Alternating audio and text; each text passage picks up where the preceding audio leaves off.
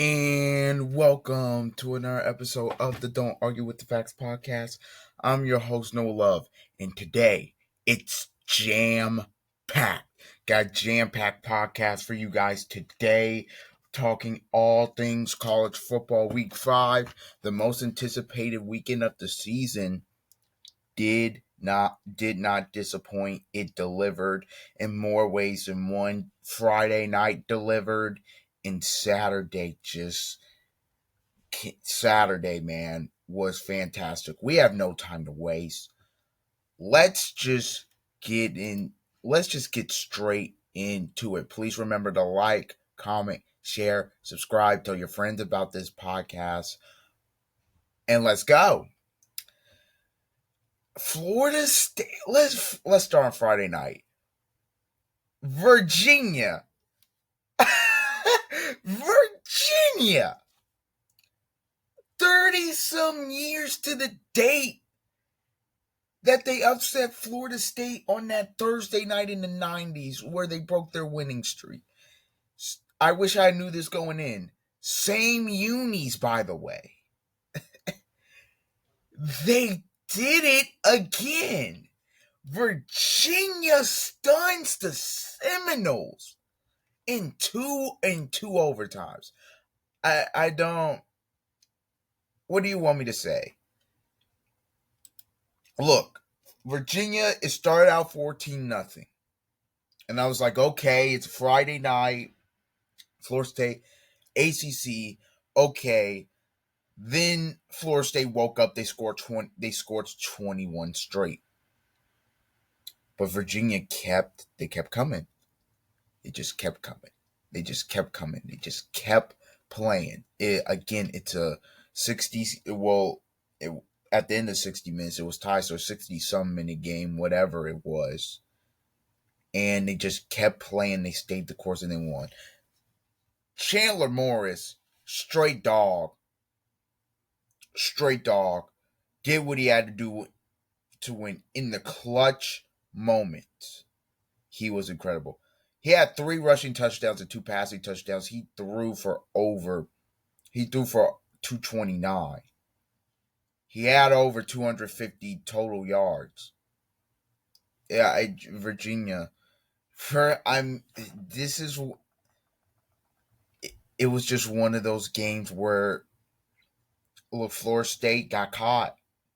Look, the defense was, they forced some turnovers, but there was some bad tackling. It left a lot to be desired. Look, I thought Castellanos played very, very well.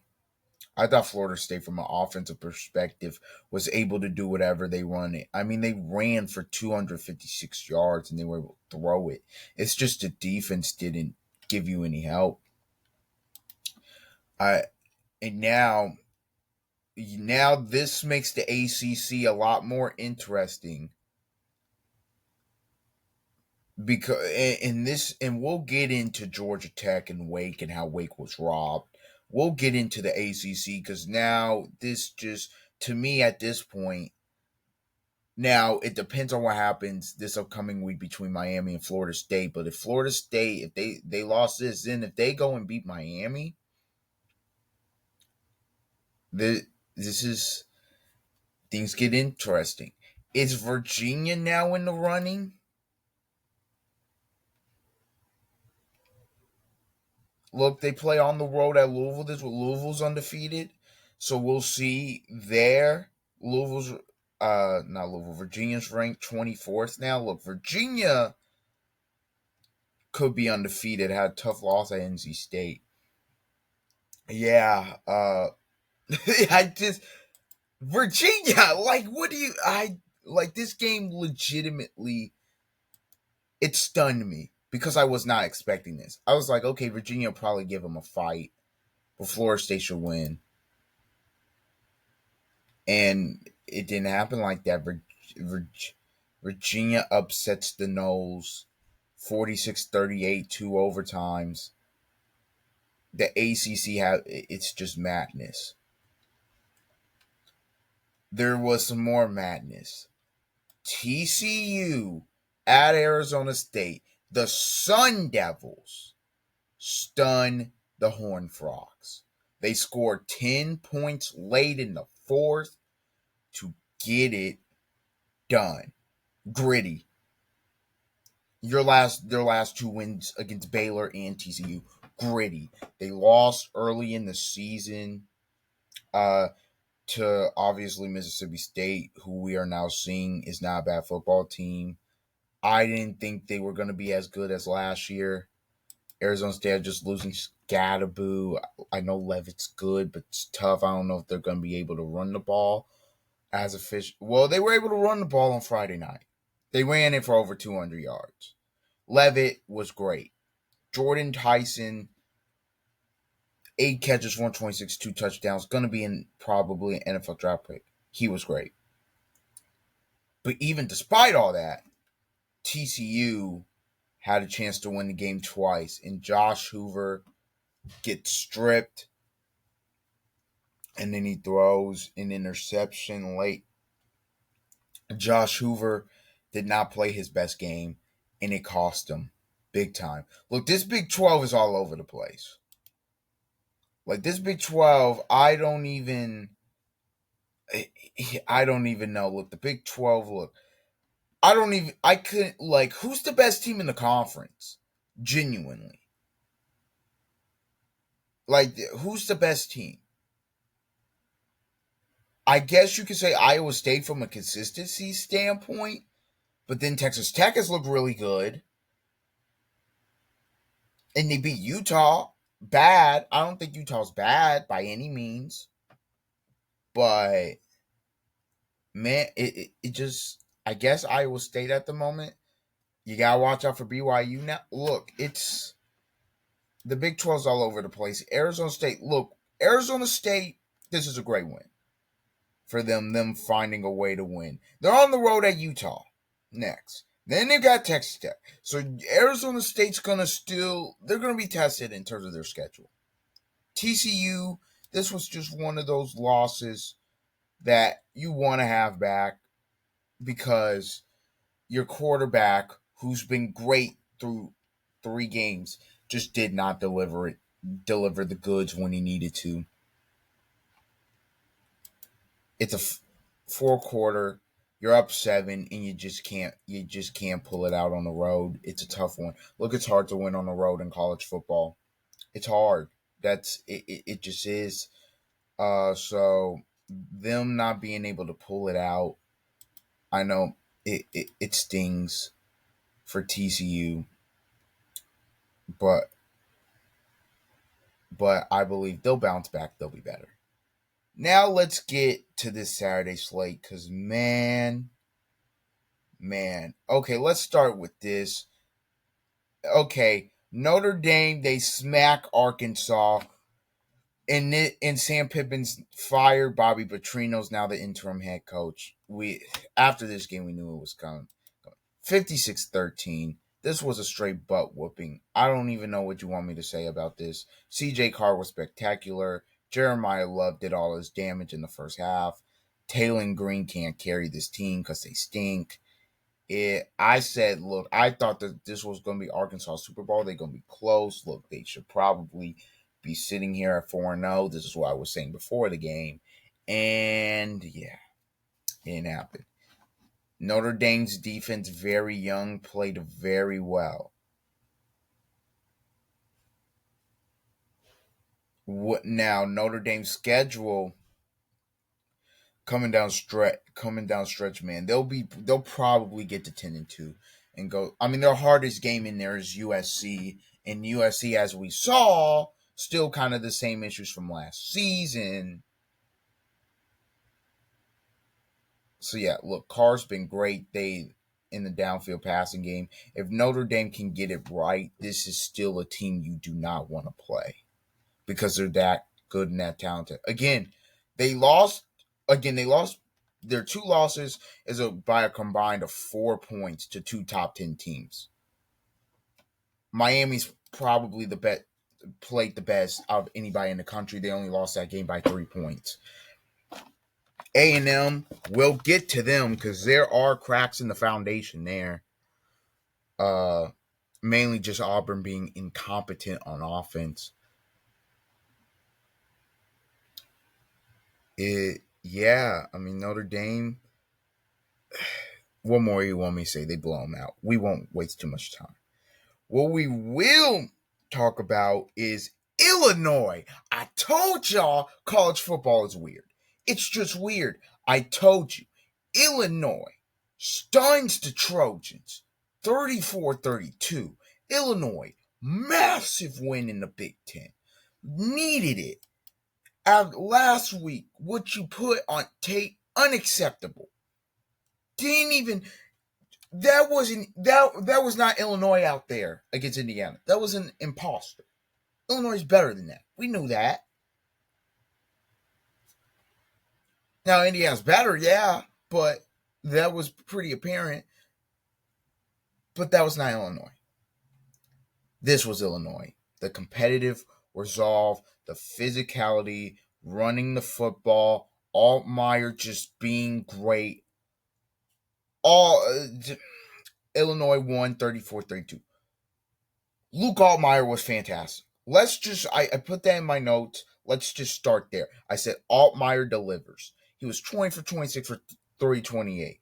Anytime you needed it in terms of a big play, you got it. There were so many twists and turns in this game, man. In terms of, okay, Illinois is going to go up 14-7, or no, they're going to go up 21-7, and then they fumble. Before that, it was the trick play that was a touchdown that got called back for a legal man downfield. It was really close. Obviously, back and forth, the punches between defenses getting some timely stops. Then look, Illinois is gonna go in and probably salt it away. Then they fumble late in the game. Then USC picks it up. They go down. They score, take the lead. But how about Illinois' offense, man? How about Luke Altmaier? The ability to just get down there. How about the run game? They were able to run the ball. Again, it's the same issues for USC as last year. I also have my notes. In my notes, Makai Lemon is a star. He was incredible. Anytime you needed a play in this game, Makai Lemon for USC was there. The offense was not the reason they lost the football game. Look, the Wayman Jordan fumble, that was bad early. Illinois goes down to get a touchdown. It's easy to say, okay, if you take that away, they win, which you could do that. But I believe the offense was still good enough and really great all day. Maeva is big time. I think he was really great. Again, point is, offense did enough to win this football game. The defense, it's the same issues. It's some undisciplined penalty, some penalties just based on the whole team for USC. Just undisciplined, cannot stop the run late in the game, early in the game, doesn't matter. Struggling against a scrambling quarterback as linebackers, our eyes aren't in the right place, but just getting dominated up front. The offense is for real. I'm not going to sit up here and tell you like the offense isn't, but the defense is still same story. 500 total yards. Can't get off the field on third down. Giving up chunk passes. Teams averaging 5 yards per rush. It's the same story defensively over and over and over.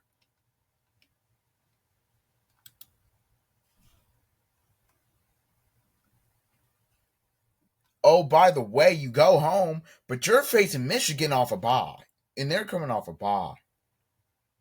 And Michigan's gonna think they're gonna run the football down your throat because they did it last season, and they just did it to arguably a better front in Nebraska. So you know they're gonna try to do it to you. Are you gonna allow them to do that? That's really the question.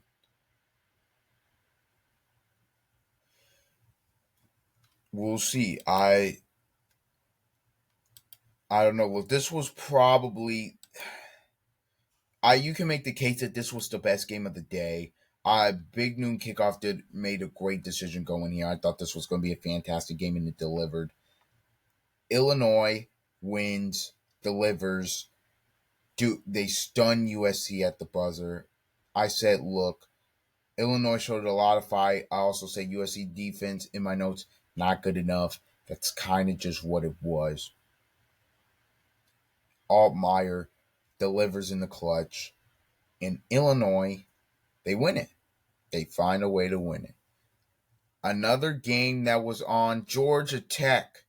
Fine, I've been high on them. They find a way late, 30-29, to come back. They win it in OT. Let's just get straight. Let's just go straight to the end of the game. 3rd and 5. I believe it was what were we tied at? Let's see, tied. We weren't tied. It was 20. I want to say it was 23-20. Georgia Tech, their secondary, they have, I think, no time. They have either one timeout or no timeouts. Basically, a first down ends the game. But it's 3rd and 5. So if you jump off sides, gives them a free first down. The Georgia Tech guy jumps. And it's not one of those where, oh, I kind of jumped and I was able to get back in time. No, we didn't get back. Wake Forest snapped the ball. No flag. No flag. Wake Forest thought they had a free play, so that's why Robbie Ashford threw it like that. No flag. No flag. Georgia Tech gets the ball, goes down, gets a touchdown, or not a touchdown. They get a field goal to send it in overtime. Then in overtime, they go down, get a touchdown. Wake Forest gets a touchdown, but they go for 2. And obviously, they lose off that. I'm not even going to get into the overtime scene. Not even because I'm more focused on the officiating. How do we continue to let this happen? How? It's you just you just robbed Wake Forest of a win. A massive win that potentially, depending on how their season goes the rest of the year, could mean they don't at least go to a bowl game. If Wake Forest at the end of the year is 5-7 and they miss a bowl game because of a bogus missed offsides, that is ridiculous. It's ridiculous. College football the refereeing process is a joke. We continually are missing huge calls. And look, the night before, Friday night, I thought the refs did a great job. In terms of the Florida State game, in terms of that catch that they ruled touchdown and it went back, it was no catch because he was bobbling and he didn't have the foot down. And they were giving us great transparency. Loved that. Thought the Arizona State game, they did a good job on the replays.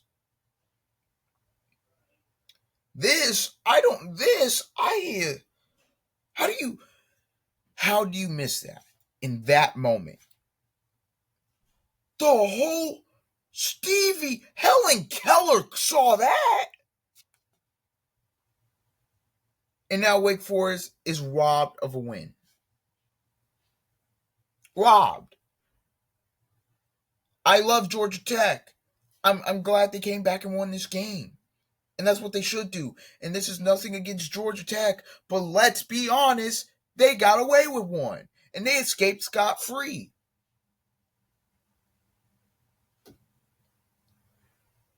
No shade on Georgia Tech. That's just what happened.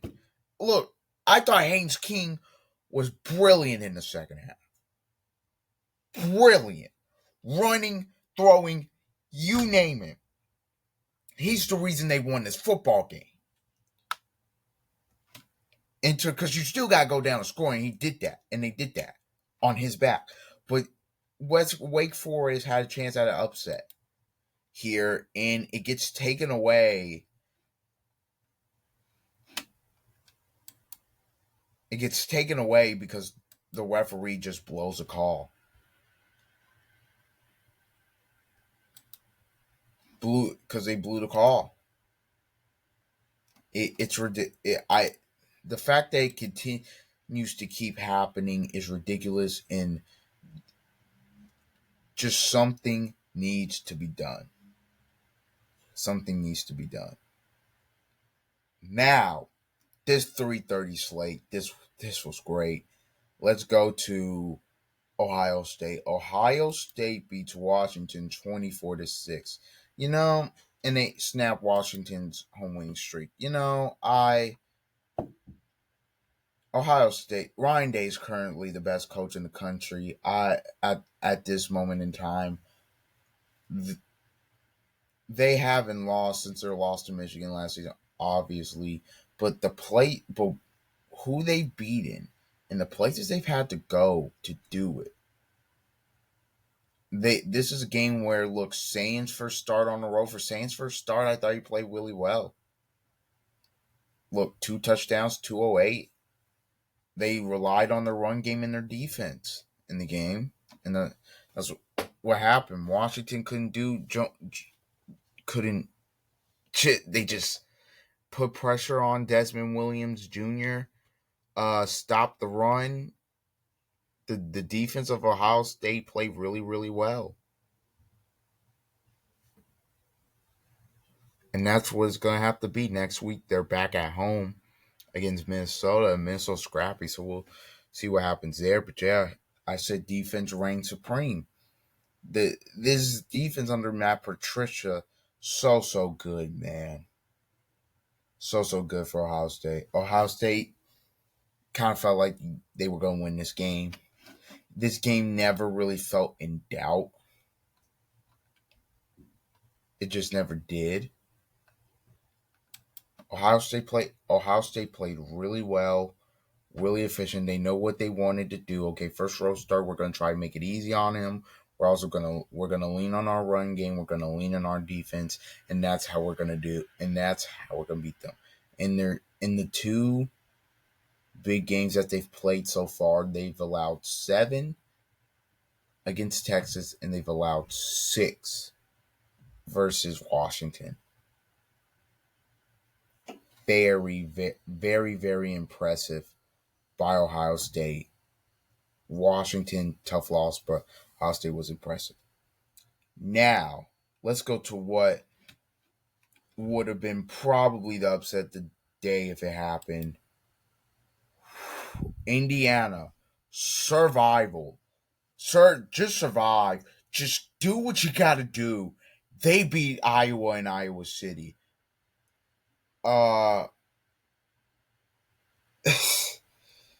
This game, man. Iowa did what Iowa does. They made it ugly. They mucked it up. That's what it was. The running stats for Indiana are going to look way worse than what it actually was because of that Mendoza running all the way into the end zone at the end of the game. Iowa, they blitzed some. They were able to get a Mendoza interception. Iowa was so close again. Their defensive front was incredible. I thought they were really great in this football game. The offense obviously didn't do a lot. That's Iowa football. They try to beat you on defense and special teams. In Indiana, look, if you want to be a championship or just a contender in general, no matter what conference you're in, you face a team like Iowa on the road. These are type of games that you just got to find a way to pull out the fire. And that's what Indiana did. Look, Indiana knows they didn't play great. But when you need might have been the worst overall performance in a conference game in the Cignetti era so far. But I mean that's debatable. But when you needed it most, Elijah Surratt, Fernando Mendoza standing in, he made some big time throws in this football game, made some NFL level throws. Thought the offensive line was not up to par today. Defense was really good, I felt like at times. Indiana just finding a way to win. That's really all it was. IU's defense clutch with the turnovers. Iowa's ability. Look, Mark Gronowski was whatever. Iowa's ability to make games ugly and push contenders to the brink is tough. Look, this one was in Iowa City too. That's a tough environment to go in and win. And Indiana found a way to do it, and they did it. That's just finding a way to win. That's again in these type of spots, especially early about what we're about to be in October, so end of September, going into a bye. You've got Oregon next, who will get into them later in this pod. That's huge. Indiana did what they had to do. This was a massive win. You'll take this one to the bank. And you escape scot free from Iowa City. You survived the upset bid. Great for them.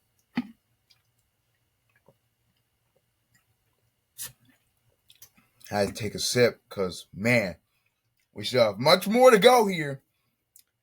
Let's go to College Station, where I'm not going to lie, folks. If you thought Indiana, Iowa was ugly, this may have been a little bit uglier. A&M beats Auburn 16-10. This happened because Auburn just sucks on offense. They stink. That's what it is. They stink. I feel bad for Auburn's defense. Auburn's defense did the job all day long. Auburn's defense played well enough to win this football game, especially up front. They held them 16 points. I mean, in the second half, A&M really the entire game was just how it didn't really do anything. I'm not even giving look, Hugh Freeze calling the play. Jackson Darnold, 3.8 yards per pass. That's hideous. Okay. Couldn't run the ball. They did nothing all day. The touchdown they got, I'm not even giving you credit because your defense got the pick and you got to the 2 and they returned it to the 2-yard line. They basically handed you a touchdown there. Your offense did nothing all day.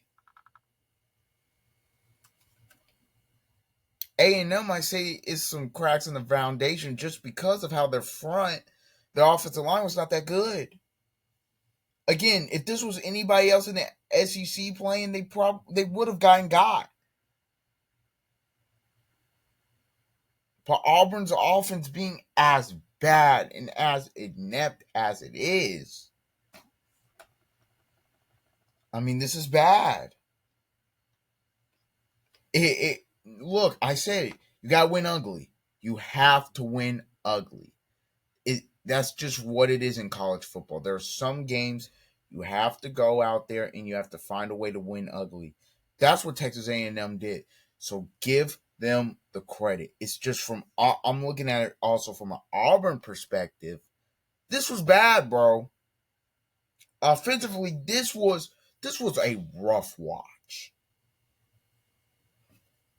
Rough watch. It wasn't last week. It wasn't even this rough of a watch. This defensively, great, because I'm a defensive guy. Great watch. Both defenses flying around, making plays. But just from an offensive perspective, like even when Auburn got the ball back and it was a one-score game, did you have any faith that they were going to go down and do anything? They had done anything all day. Feel bad for the defense. The defense played their tails off against a really good A&M offense with Le'Veon Moss running the ball, Marcel Reed, who can also run, but then he can hurt you with his arm as well. With the weapons that they have in the receiving room, and you hold them to 16 points, that you ain't gonna get no better than that. I don't know if any other team's gonna do a job like that all season. We'll see. But you couldn't have if you had told an Auburn fan, hey, you're gonna hold Texas A&M to 16 points. Auburn fans will be like, oh, we won, right? You didn't win. Now you're 0-2 in the SEC. By last week, you can kind of the refs, whatever. It's not. By the way, it gets no easier from here because your next two games are Georgia and Missouri. Look, if you pull one of those two out, you've got on the road at Arkansas, and then you've got Kentucky. So look, I still think they'll find a way to get to a bowl because just if you take care of business of who you're supposed to. Look, if you beat Arkansas, Kentucky, and Mercer, that's 6 wins. You're 6-6, but I don't think they're fine with that. I don't think Alabama fans. I don't think Auburn fans are okay with that. Look, we'll see how the end of this goes. It was a defensive slugfest, but A&M was able to just find a way to get it done. So props to them. I got so many pages of notes here. Now let's go to Ole Miss. Ole Miss stunner for some people. They upset LSU in this game 24-19. This is Lane Kiffin's best coaching job so far. Was a team that lost a lot of players, especially after last year. That was supposed to be a team that goes to the playoff. They don't. He's doing a tremendous job. Trinidad Chambliss. I don't know how you take him out. 23 for 39. He threw for 314. He had that one pick, but he threw for a touchdown. They were also able to. He also has 71 yards on the ground. They were able to run the ball for 170. Ole Miss was more explosive than LSU. That's why they won this game. Defensively, Ole Miss was very, very good. I picked Ole Miss to win. Just I felt like this was I could have saw this coming from a mile away, honestly. Look, LSU can't run the ball. Let's just keep it real. Their O-line is the reason they did not win this game. Can't run the ball. We can't protect Garrett Nussmeier. We cannot create explosiveness in the passing game as frequently as we would like to, as frequently as we thought we would be able to, because our O-line can't hold up. You got outplayed by Ole Miss. Look, are some of these things fixable? Absolutely. But I can't get outrushed 170 to 59. By the way, in terms of the penalties, my goodness. Look, Ole Miss, you got lucky. 14 for 109 is unacceptable. But LSU has 7 for 78. But that's still like 14 for 109. Come on, Ole Miss. But that's another thing. But that's another story for another day because they won. Again, you're 2 for 11 on third down. There's a reason for that. You're always backed up. You cannot ask Garrett Nussmeier to be Superman. That's not what he does. You have to get him in 3rd and 5, 3rd and 6. We can't be in 3rd and 8 and more like we were in this football game. And then even if you are in short yardage at times, you can't get it because you can't run the ball.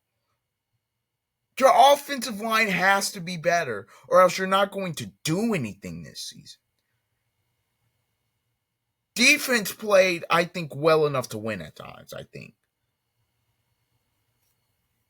Now, do they need to be better? Yeah, but this was really their first real game where it was like, you could be better. This is, to me, because against Clemson they were great, and against Florida they were great. The offense is what is holding this team back from really being a championship contender at the moment. That's what it is. People will blame Nussmeier. Look, I understand Nuss has not been great, but it's not all his fault either. Again, when you cannot run the football, when your O-line's constantly getting penalties, it is going to be really hard to win. Really, really hard to beat anybody upper tier in the SEC. So look, LSU. LSU. I think they're going to they're going to fix some things. I think they will end up being fine. But man, this is a tough one to swallow against a Ole Miss, very good. Look, they're going on into a bye. Then they have a weird game against Washington State. Then they don't get a gauntlet, but they get a couple tough games in there.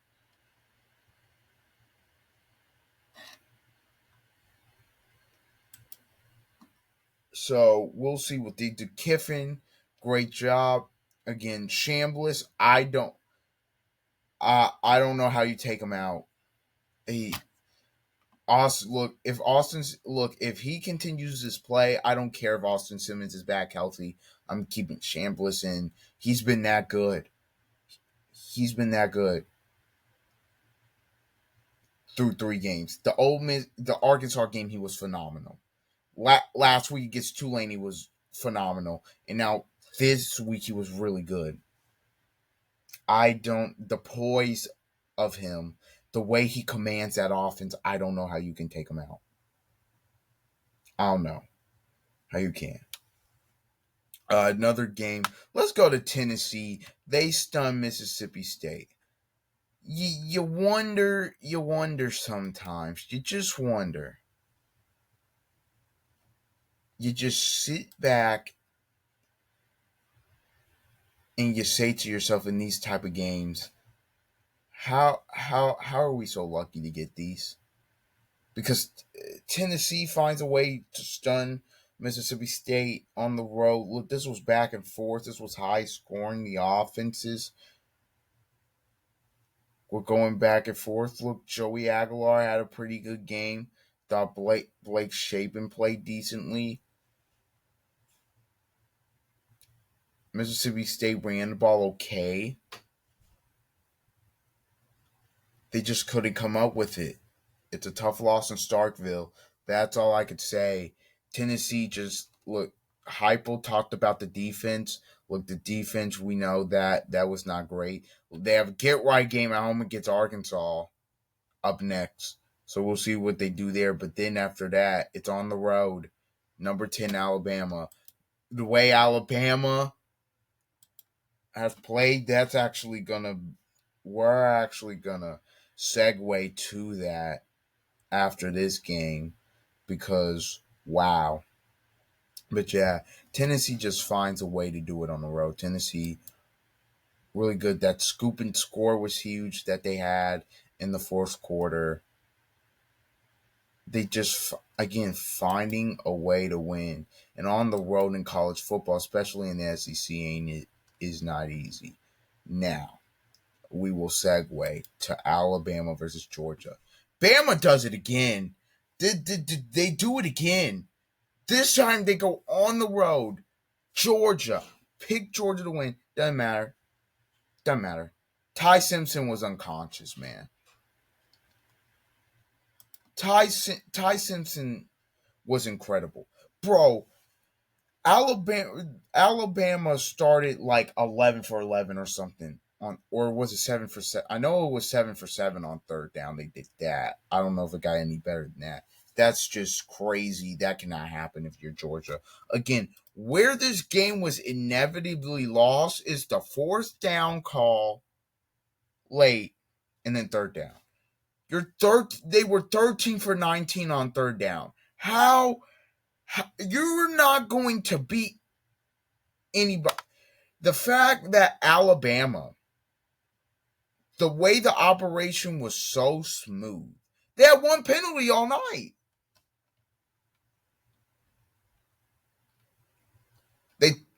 They controlled the time of possession. Simpson was getting the ball out of his hand quick. They were great on third down.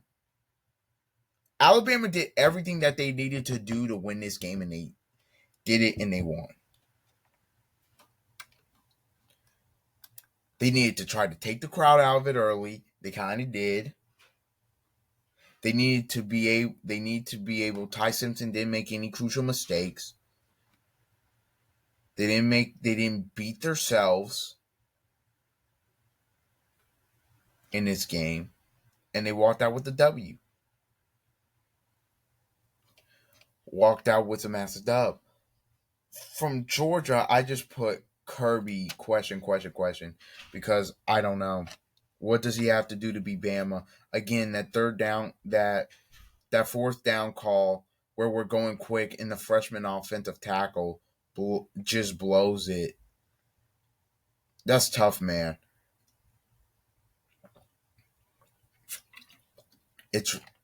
That's hard. I don't I think that's something that does not happen if we're not going too fast. He said in the post game presser that we had decided unless we lose yards, we're going for it on fourth. And then honestly, the play, the play actually, if Cash Jones can just stay on his feet there, he's walking in for a touchdown. If he does not get clipped, and even if he's able to stay on his feet, that's a walk in.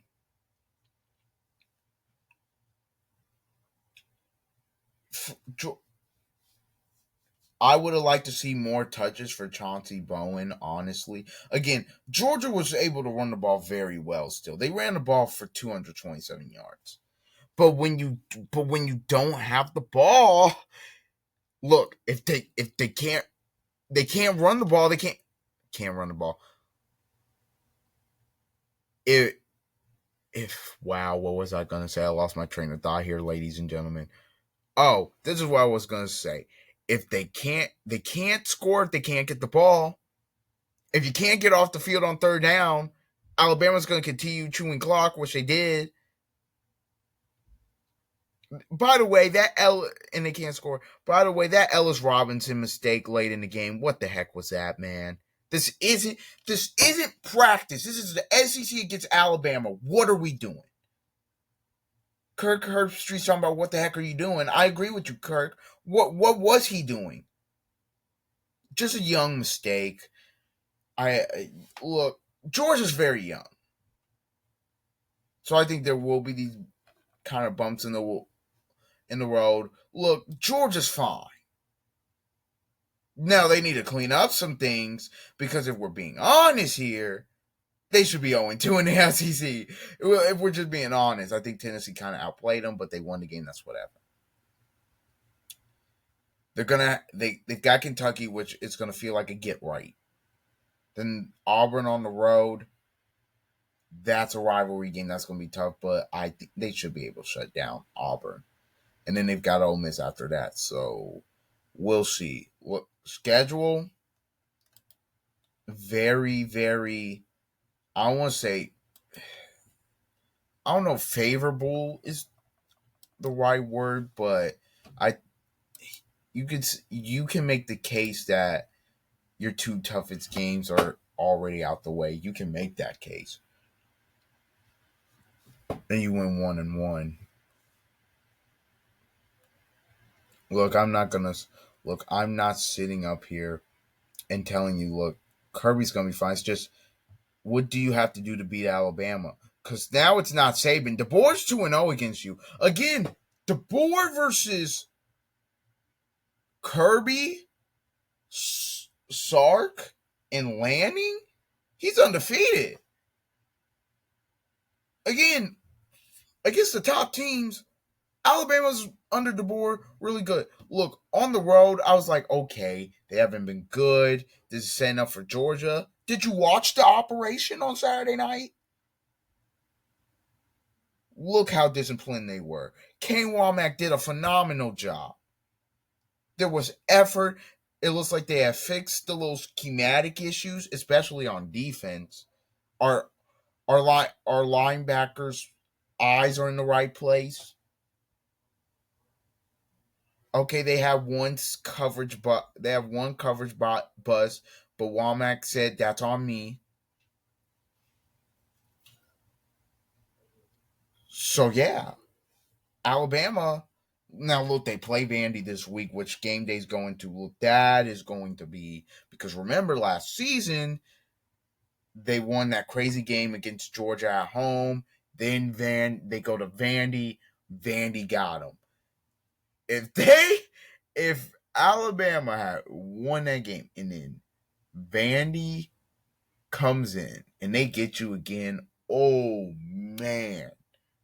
So you're gonna have to be on your toes for this one. The board's gotta be preaching focus, focus, focus. Remember what happened last year? We were in the same exact situation. And they got us. We cannot let that happen again. Not in our house. So that's gotta be the message all week. I would assume. So man, yeah, Georgia. I just put Georgia just can't beat Bama. They just can't do it as a program. They just can't. They beat them, yes, in the national title game, which yeah, I thought that was going to be the start of them beating them some. Haven't beat them since. I I can't explain it to you. I don't know. Now let's go to the final game. Oregon stunned Penn State in double overtime. Look, Oregon deserved to win this game, and they did. They dominated for 50 minutes. They dominated the game for 50 minutes, and then Penn State just comes roaring back. Defensively, I thought Oregon was incredible. Up until obviously the fourth, where it got crazy. Look, Penn State didn't run the ball for like 300 like they did. They ran for 139. Uh, Look, Aller had the costly pick. That throw. They just lost in the most Penn State way. Like if Penn State had lost this game 17-3, it would have stung way worse than what they did. To come back from 14 down and for the offense to look the way they looked in the fourth quarter and in overtime, to do that, to have you also take the lead. It's 4th-1. You think your Penn State's gonna, if they get a stop, they do it. They win a big game. They don't do it. Oregon gets it back after the touchdown they score, and then one play, it's an interception, which just leaves Penn State fans stunned. If they go 10, even if they go 10-2 this year, it's not the same. If it's not the same, also you haven't played anybody in outside of the Ohio State games. I mean, I guess if you beat Indiana, but at this rate, will you? Because in big games you struggle. I don't know, man. We will see. Oregon, I gotta give a lot of credit to Dan Lanning. He's coaching his butt off. Dante Moore, Heisman conversation. 29 for 39. 248, 3 touchdowns, no turnovers. Incredible. DeCorian Moore, fantastic. Penn State, Devontae Ross tried. He tried. Man, he tried late. But yeah, Oregon just, I feel so good about them now. They go into the bye, and then they got the big one against Indiana. And so we'll see what happens there. But yeah, Oregon, that is a big time win for them and for that program. And for them to pull that out was incredible.